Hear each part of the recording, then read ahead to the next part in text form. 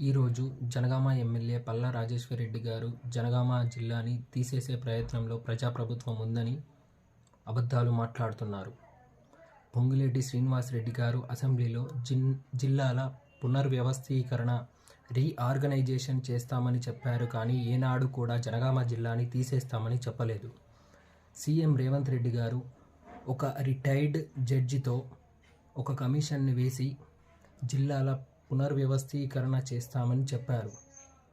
అంతేకాని జనగామ జిల్లాని తీసేస్తామని ఎప్పుడు కూడా చెప్పలేదు.